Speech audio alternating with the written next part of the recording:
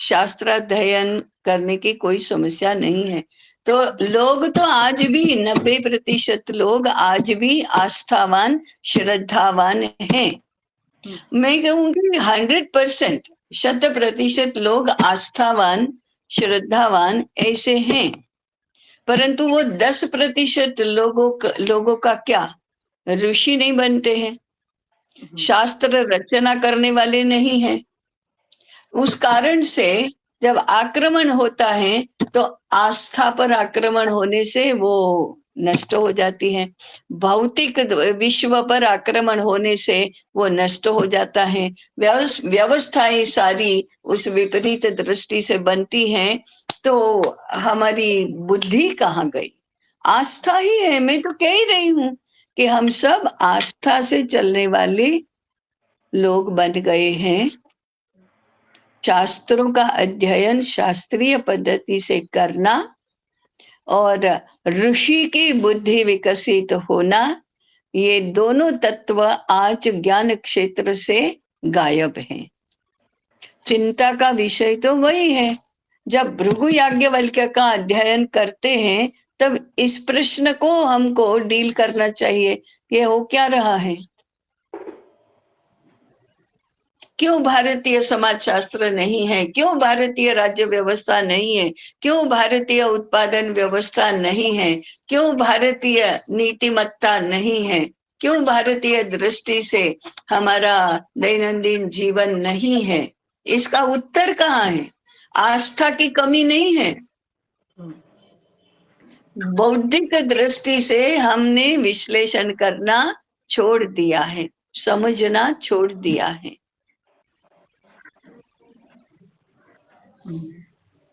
हाँ, आप इसके ऊपर जरा और विचार करिए। हाँ, बाकी लोग ही है। तो मेरा कहना यह है कि शास्त्रों में कहे अनुसार आस्था रखो। शास्त्र में जैसे भगवत गीता में कहा है ना, तस्मात् शास्त्रम प्रमाणम ते कार्य व्यवस्थित, कि कार्य क्या और अकार्य क्या, मुझे करना क्या चाहिए और क्या नहीं करना चाहिए, ऐसा जब प्रश्न आता है तो शास्त्र के कहे अनुसार करो, शास्त्र प्रामाण्य से व्यवहार करो, ये बताया।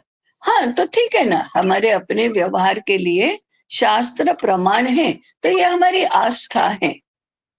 लेकिन जब इसको नहीं मानने वाले लोगों की संख्या बढ़ गई है तो उपाय क्या है फिर? क्या डंडेबाजी करना कि शास्त्र में कहा है वैसे नहीं करो तो डंडे पड़ेंगे?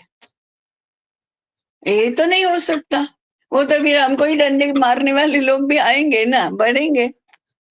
कानून के आगे हमारी नहीं चलती कुछ भी। तो कानून शास्त्र के अनुसार नहीं बना, शास्त्र की अवमानना कर दी।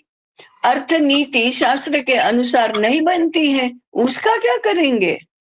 तो वो कहते हैं कि आपको भूखों मरना है, मरो।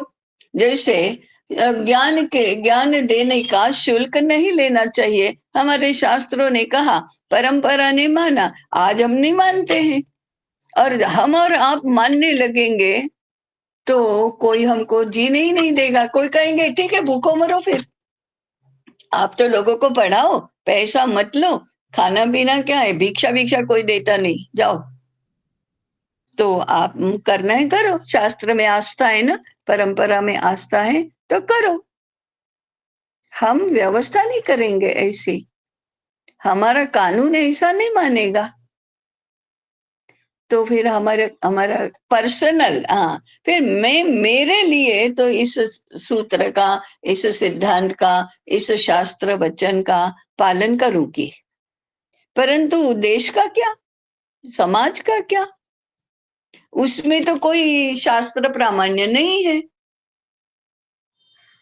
तो हम मैंने कहा ना, हम उनको कहेंगे कि नहीं, शास्त्र को प्रमाण मानना चाहिए। तो आप में जिसकी आस्था है, मेरे में जिसकी आस्था है, वो तो मानेंगे, परंतु मेरे में कितने लोगों को आस्था है? और वो कहेंगे क्यों होनी चाहिए, आप कहते हैं वो सही क्यों है, ऐसे कैसे मान ले? तो हम क्या करेंगे? अरे भाई जाओ, तुम्हारे साथ बहस नहीं करना है, हम तो ऐसा करेंगे, तो करो। तो हम परिणाम तो देखते हैं समाज जीवन में उसका, कि हम मानते हैं इसलिए हम करते हैं।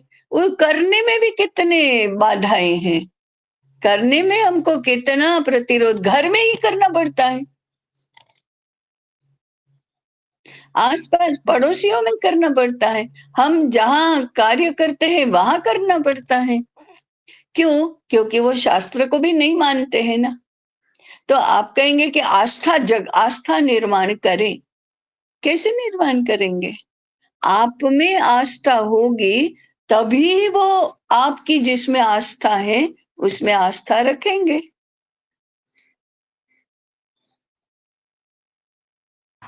हाँ, आप सही है। कहेंगे हमारे आचार्य कहते हैं वो सत्य है, आपकी मेरे में आस्था है इसलिए कह रहे हैं आप। और फिर मेरे में और किसी की आस्था आपके माध्यम से कैसे होगी? आपके आप में जिसकी आस्था है वो मेरे में भी आस्था रखेंगे।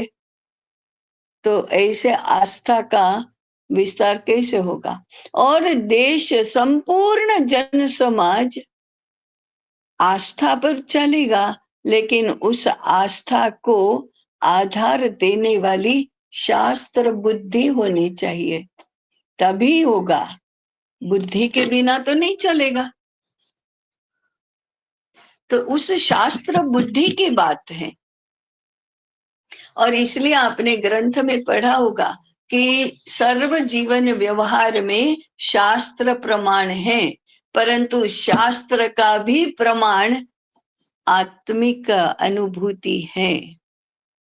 तो आज हमारे आत्मिक अनुभूति वाले और उसके आधार पर शास्त्र को प्रमाण बनाने वाले और फिर युगानुकूल शास्त्र की पुनः प्रस्तुति करने वाले शास्त्र बुद्धि वाले लोग, ये हमारे ज्ञान क्षेत्र की बहुत बड़ी कमी है। और केवल आस्था पर अगर चलाने में हमारा विश्वास यदि है तो आज देश चल नहीं रहा है। आस्था वाले लोग तो, आस्था रखने लायक लोग तो हैं कि जिसमें आस्था होती है। सारे धर्माचार्यों पर आस्था रखने वाले कितने लोग होते ही है ना। लेकिन हम देखते हैं भागवत कथा सुनने के लिए जाते हैं, परंतु उस भागवत कथा श्रवण को और कथन को ही भौतिक व्यवस्थाओं के हवाले कर देते हैं जो शास्त्र के विपरीत चलती है। एसी हॉल में बैठकर भागवत कथा कहना और सुनना कैसा है?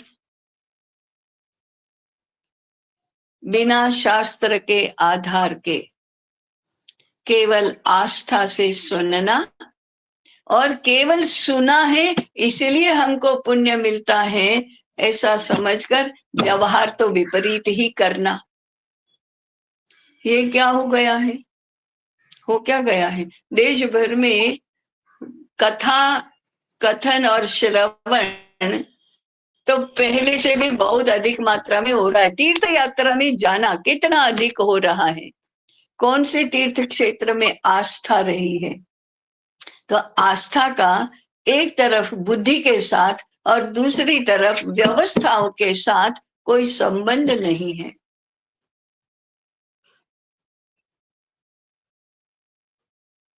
भारत के शास्त्रों में आस्था ही रखने वाले लोग पॉलिएस्टर के कपड़े कैसे पहन सकेंगे? कैसे सीमेंट कंक्रीट के घरों में रहेंगे? इसका मतलब आस्था की भी परीक्षा होने नहीं देते हम। ना आस्था की हम परीक्षा करते हैं, ना आस्था की और लोगों को परीक्षा करने देते हैं। हम परीक्षा में ही नहीं उतरते। आस्था तो केवल मोदक के प्रसाद में है।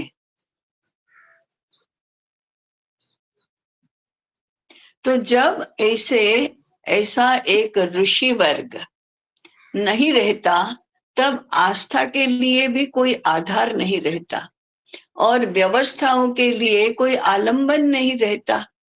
ऐसा सारा सारा सब कुछ ऐसे छिन्न विच्छिन्न ऐसे हो जाता है।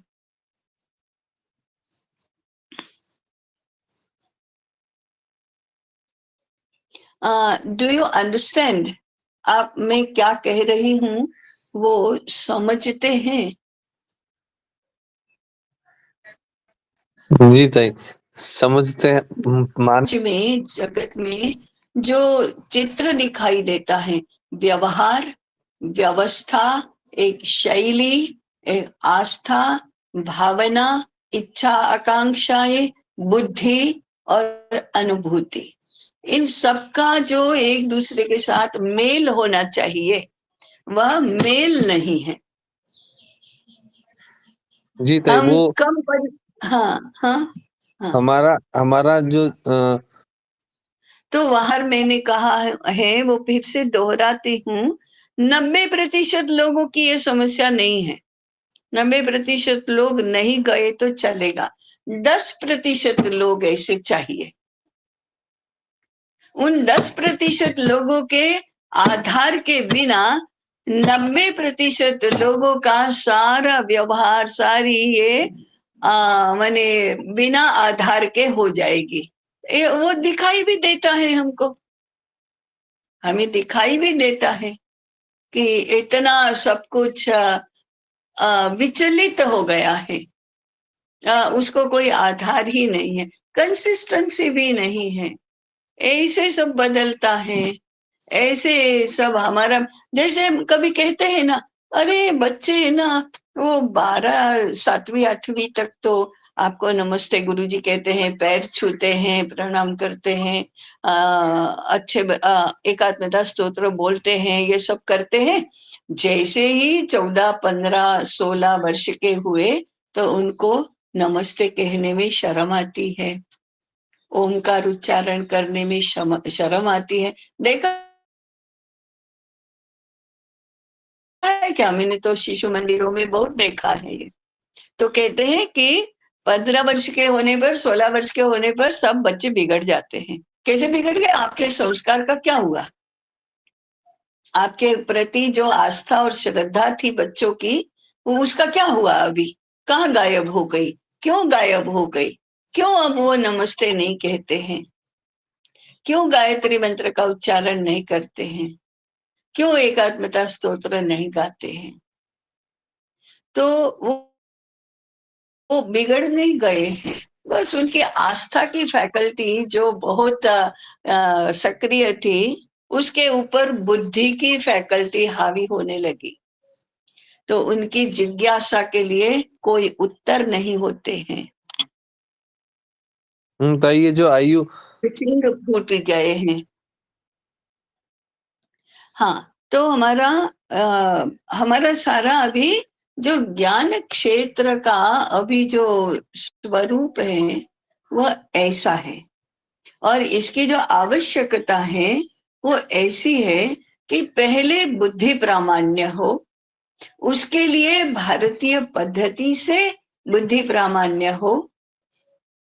इसी को अनुमान प्रमाण भी कहा है। अनुमान प्रामाण्य हो माने बुद्धि प्रामाण्य हो, फिर अनुभूति प्रामाण्य हो। इन दो बातों में हमें अभी विहार करना है, इन दो बातों का हमें विचार करना है। अब इसमें आत्मिक स्तर पर तो क्वचित ही कोई जाता है। जैसे मुझे तो आत्मिक अनुभूति नहीं है, तो फिर हमारे सामने रहा कौन सा क्षेत्र? बुद्धि का क्षेत्र। तो बुद्धि के क्षेत्र में हमें अपनी बातों को समझना है, ये शास्त्र में दी गई बातों को, परमात्मा, चिति, विराट, अन्नमय, प्राणमय, पिंड, ब्रह्मांड, ब्रह्म, परब्रह्म, चिरंजीविता, जन्म, जन्मांतर, संस्कार, ये शब्द कहाँ से आए हैं? कहाँ से आए हैं? हम कैसे इन शब्दों को कैसे जानते हैं?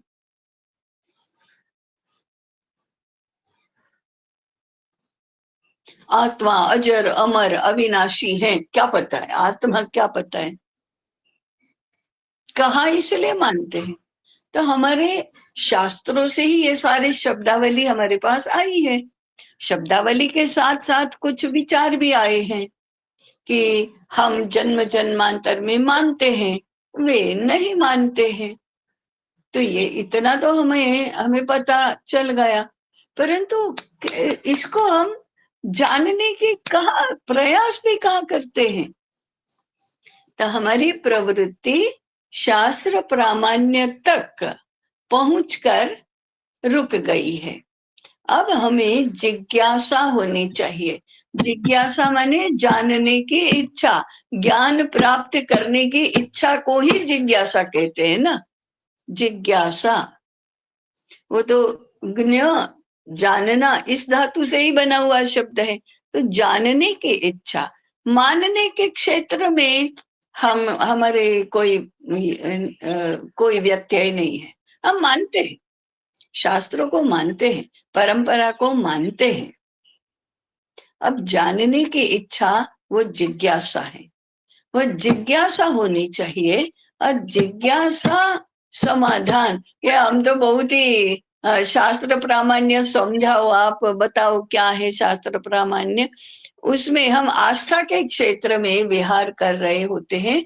अब जिज्ञासा वास्तव में हो, ये आवश्यक है। और आज भारत के ज्ञान क्षेत्र को इस प्रकार से, इसलिए बार बार आपने पढ़ा होगा शास्त्रों की पुनः प्रस्तुति।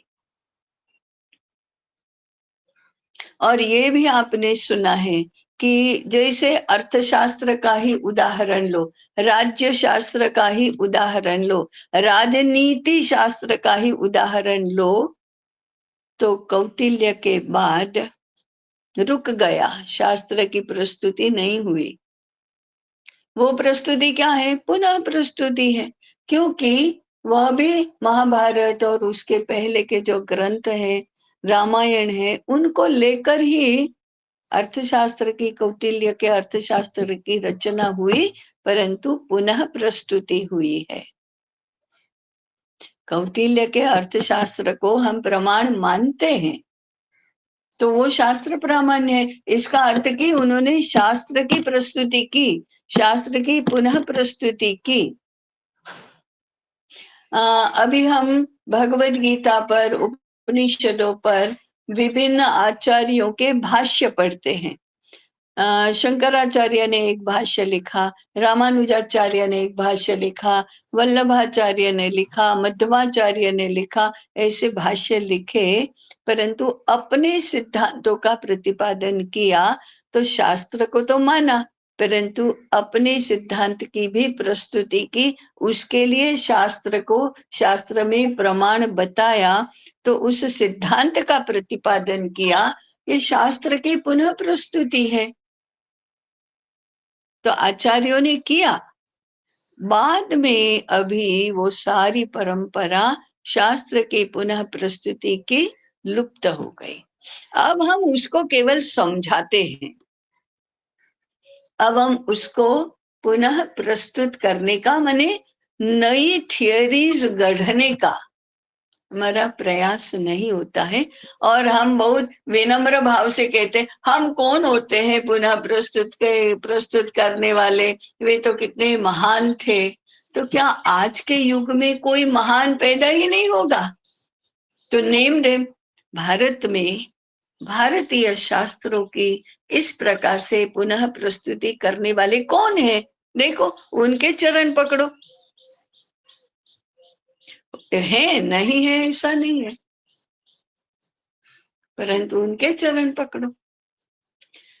हाँ जी, अभी अन्ना और राजेंद्र जी कुछ नहीं बोल रहे हैं, जानते हैं कि वो ठीक नहीं है, लेकिन हम प्रमाणित नहीं कर पाते।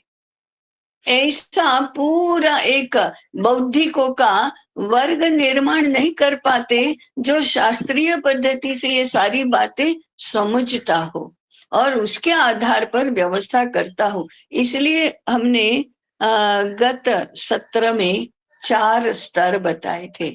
भौतिक स्तर जो पंच महाभूतों का विश्व है, सारी व्यवस्थाएं उसमें होती हैं।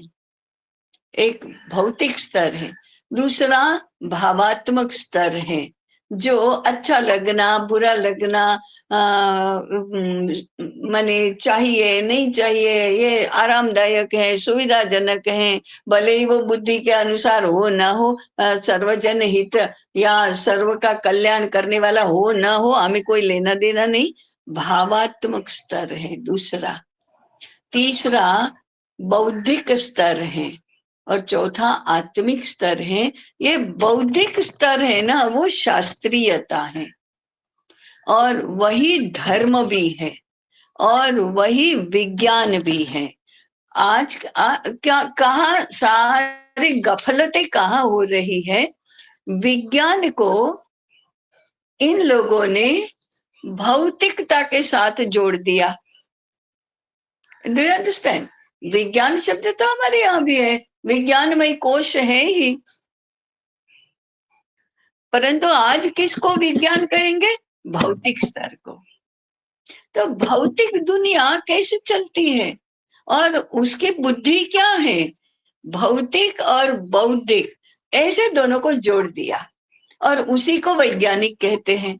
अब ये क्या कह रहे हैं, क्या रहे हैं? वैज्ञानिक होना ही चाहिए, ठीक है ना, बौद्धिक होना ये वैज्ञानिक होना है, शास्त्रीय होना ये वैज्ञानिक होना है। परंतु उन्होंने भूत दृष्टि से बुद्धि को अपने सहयोग के लिए ले लिया, अपने अधीन कर दिया है। Do you understand the problem? बुद्धि चाहिए, माने विज्ञान चाहिए, परंतु भौतिक स्तर से बौद्धिक स्तर श्रेष्ठ है।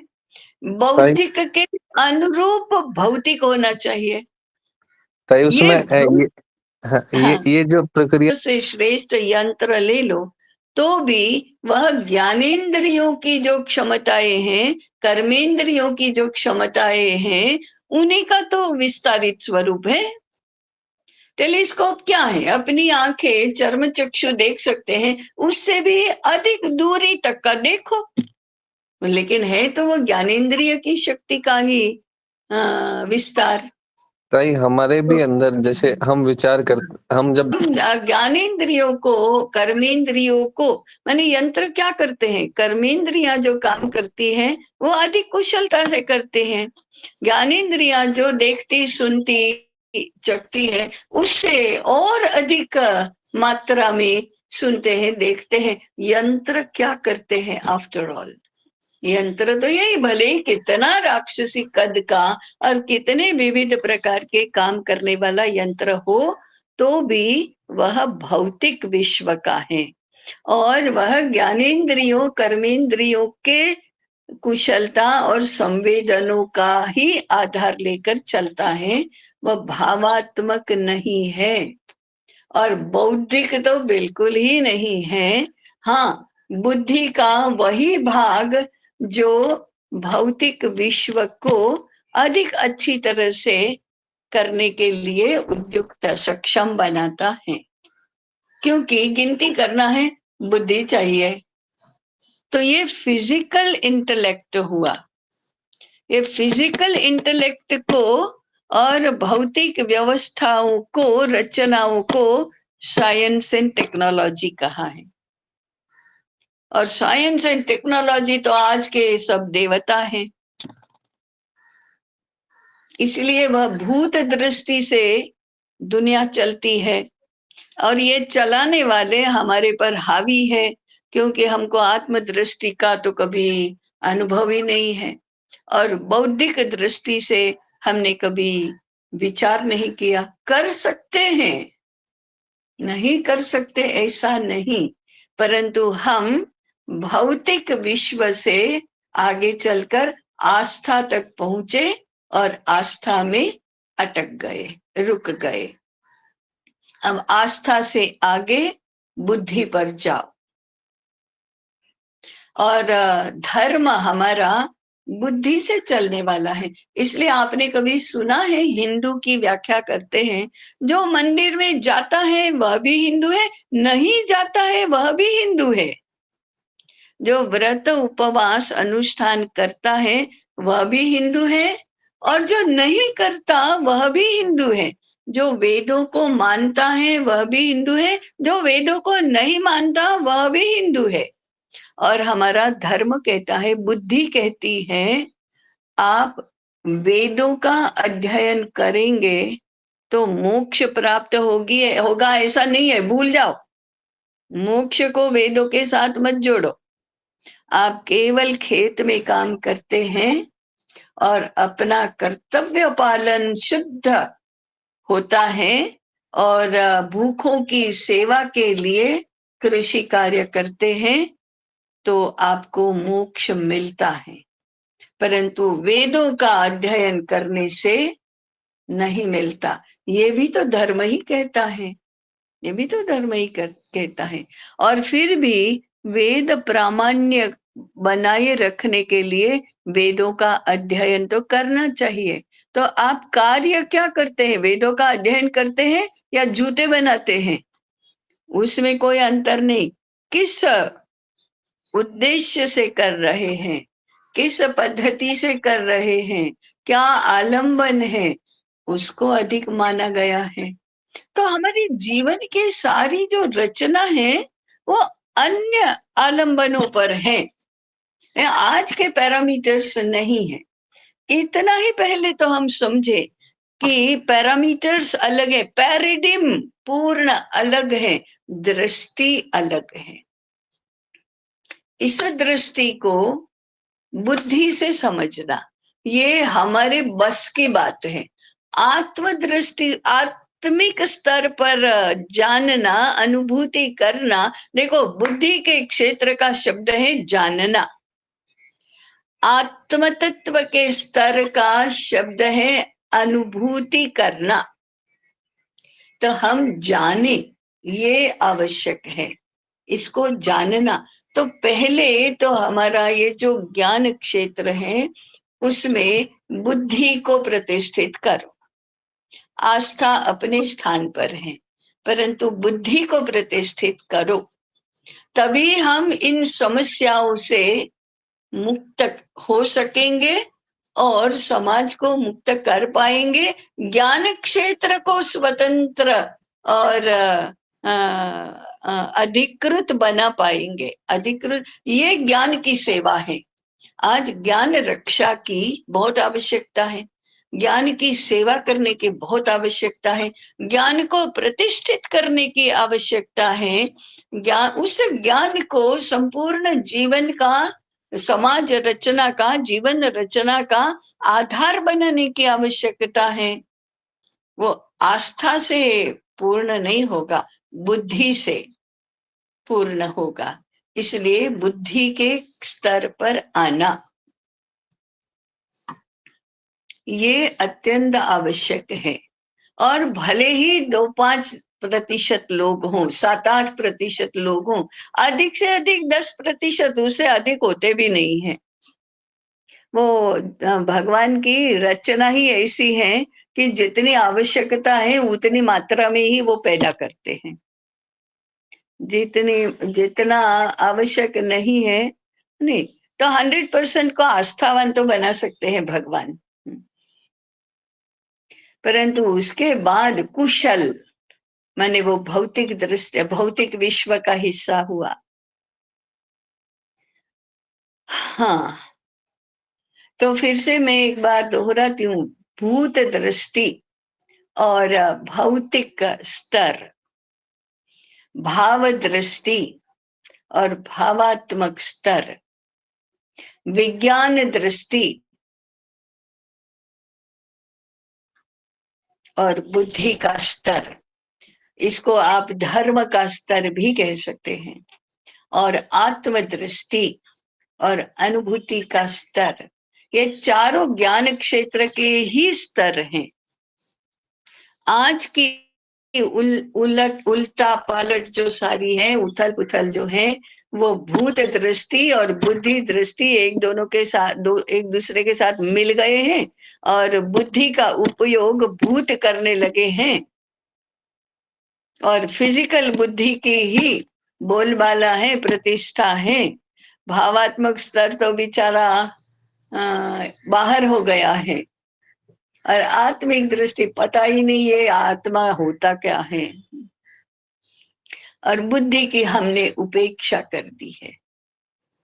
बुद्धि, ये जो स्पिरिचुअल बुद्धि, जिसको आप फिजिकल बुद्धि कहेंगे तो दूसरी स्पिरिचुअल बुद्धि, वो धर्म बुद्धि है, धर्म ही है। परसों मैंने कहा था विज्ञान में कोश का वर्णन कैसा है, तस्य श्रद्धैव शिरः, उसका शिर श्रद्धा है। देखिए, श्रद्धा शब्द को भी हम आस्था के रूप में प्रयोग करते हैं, जिज्ञासा के रूप में नहीं। तस्य श्रद्धैव शिरः, सत्यम दक्षिणः पक्षः, ऋतम उत्तरः पक्षः, योग आत्मा। ये क्या प्रक्रिया है, क्या प्रक्रिया है।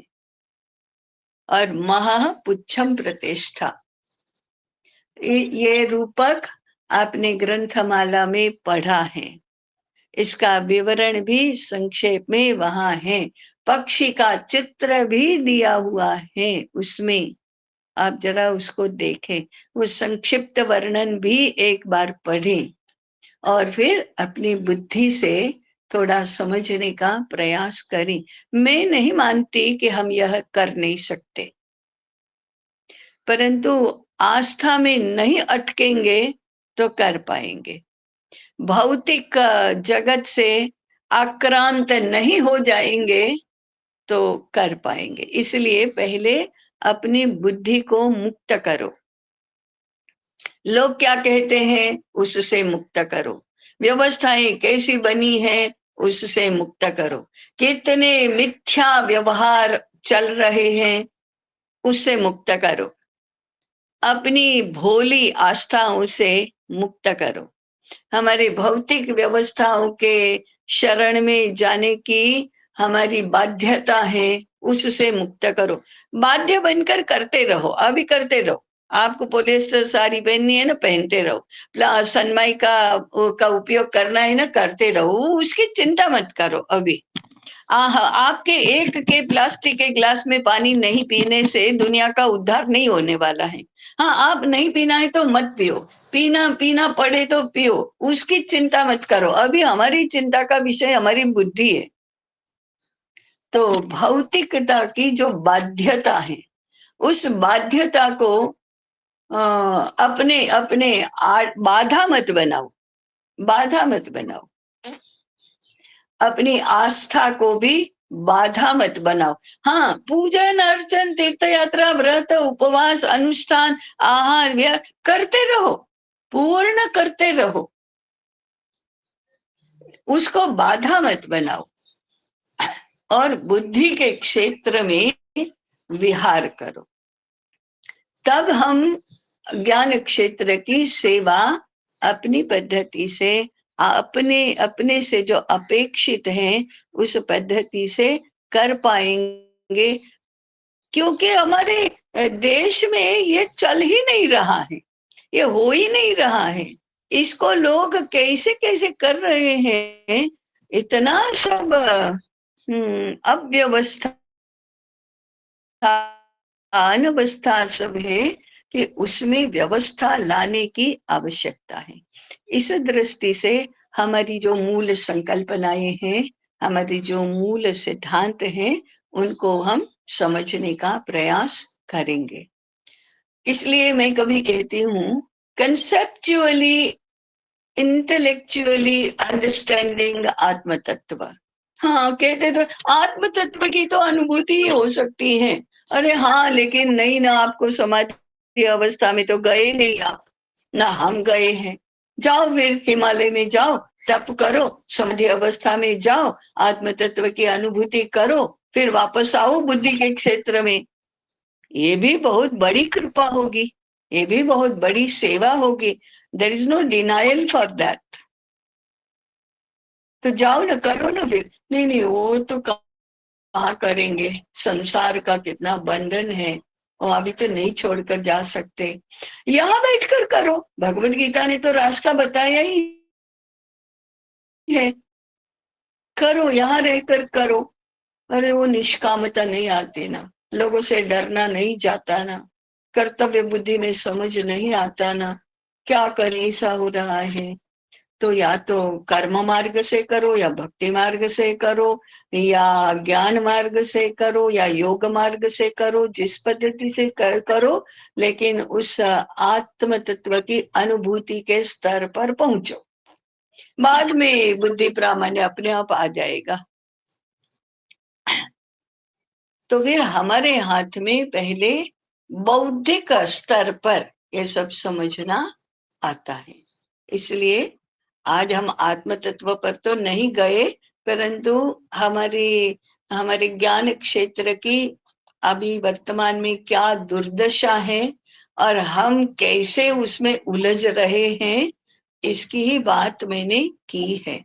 इसको जरा अच्छी तरह से समझकर स्थिर बुद्धि, स्थिर बनो, और स्थिर बनने के बाद फिर हम बौद्धिक दृष्टि से विचार करने लगेंगे तो हमें ये ब्रह्म क्या है, आत्म तत्व क्या है, पर ब्रह्म क्या है, परमात्मा क्या है, विश्व क्या है, सृष्टि क्या है, भूत क्या है, भाव क्या है, ये सारी बातें हमें समझ में आने लगेंगी।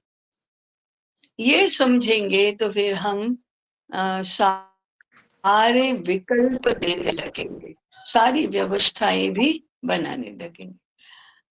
आज भी समय तो ज्यादा हो ही गया है, लेकिन अब मुझे भी इसमें ज्यादा आपको उलझाने में मजा आ रहा है। 7:30 जो इसके स्टेक होल्डर्स होने चाहिए वही विपरीत है, वही विपरीत है। इससे तो क्या होता है कि शिक्षित होते होते आस्था भी नष्ट हो जाती है। समझ तो बढ़ती ही नहीं, परंतु आस्था भी नष्ट हो जाती है, और केवल वो नचाए ऐसा नाचना, इतना ही रह जाता है। तो ऐसे बहुत लोग हैं जो ऐसे उलझा कर, भुला कर, आकर्षणों को प्रस्तुत करके, अरे हम आपको ये पढ़ा देंगे, आधुनिक विश्व के में जीने लायक बना देंगे, ऐसे आमिष दिखा कर भटका रहे हैं। हम तो करेंगे ही। हम बचाने के लिए क्या करते हैं, उसके विचार करके हम बचाने के लिए क्या करते हैं। तो इसके लिए सबसे पहले हम बौद्धिक स्तर पर आने लगे, और फिर जो वास्तव में जिज्ञासु है, विरोधी है परंतु जिज्ञासु है, प्रामाणिक है, उसके साथ बात करना।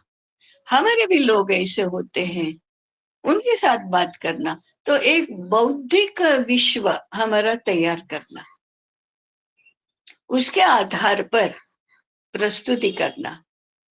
तो ये धीरे वो मैंने कहा ना, 10% लोगों से पूरा 100% जन समाज सही अधिष्ठान पर खड़ा हो सकता है। लोक शिक्षा इज नो प्रॉब्लम। देखिए, आज कल मैं मधुसूदन जी से चर्चा कर रही थी कि देखो, लोक शिक्षा माने वेद में कहा है वो समाज के अंतिम मनुष्य तक पहुंचाना, माने सभी संपूर्ण जन समाज को ज्ञानवान बनाना। अब इसके लिए माध्यम क्या है लोक शिक्षा के? कथा, नाट्य, गीत, संगीत, कलाएं, और फिर सार्वजनिक जीवन में उत्सव, तीर्थ यात्रा, दर्शन, पूजन, यही तो सारे माध्यम है। नाटक और गीत और संगीत और कथा, साहित्य, ये भी सब माध्यम है। आज माध्यम तो वही है, प्रभावी माध्यम है। एक और इलेक्ट्रॉनिक्स मीडिया जुड़ गया उसमें, लेकिन वह भी माध्यम है। ये तो सारे माध्यम है, वे स्वभाव से ही प्रभावी हैं, परंतु विषय वस्तु बदल गई है। विषय वस्तु भारतीय नहीं है, इसलिए वो प्रभावी तो है, इसलिए जन समाज को अज्ञानी और विपरीत ज्ञानी ऐसे बना देते हैं और विपरीत व्यवहार हो जाता है। माध्यमों का दोष नहीं, उनका विषय वस्तु नहीं है हमारा। नहीं तो वही रामलीला देखते हैं, सब लोग देखते थे, आज भी देखते हैं। नवरात्रि का गरबा होता ही है, वो गणेश चतुर्थी होता ही है, कुंभ मेला होता ही है, तीर्थ यात्राएं होती है, कावड़ यात्राएं होती ही है। तो माध्यम तो वही के वही है और उतने ही प्रभावी है। हमारी विषय वस्तु बदल गई उसकी। तो विषय वस्तु को ही लोक शिक्षा में ले जाना है, तो पहले हमारी विज्ञान दृष्टि, धर्म दृष्टि, बुद्धि, ये सब ठीक होनी पड़ेगी। चलो, ना यथा अंधा, एक अंधे को दूसरा अंधा ले जा रहा है। हाँ जी, सिद्धांतों को जानना भी नहीं, मानना भी नहीं, करना भी नहीं, वो उसका कौन सुनता है? क्या भारतीय कर रहे हैं ऐसा कहते हैं। अरे आधुनिक सिद्धांत देखो, आधुनिक मनोविज्ञान ऐसा कहता है, मॉडर्न मेडिकल साइंस ऐसा कहता है। ये मॉडर्न शब्द घुस गया अंदर और सब जैसे यूरोप को मान्यता मिल गई। ठीक है, आज बहुत समय हो गया।